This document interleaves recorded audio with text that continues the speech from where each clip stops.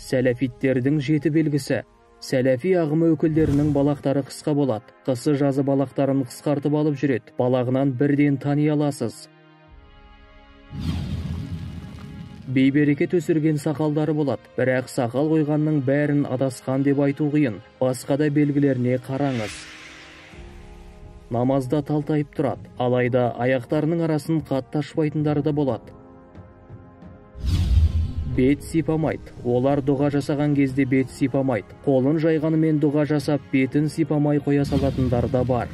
Парыз намаздан соң бірден тәсбих тартады, сосын орындарынан тұрып кетеді. Сүннет намазын үйіне барып оқиды. Олар ахи немесе брат деген сөзді жиі айтады, және көп сөздің арабша нұсқасын қолданғанды ұнатады. Сондай-ақ олар мәзһаб ұстанбайды. Сәләфиттердің бұл әрекеттері ата дінімізге мүлдем жат. Сол себепті сақ болыңыз.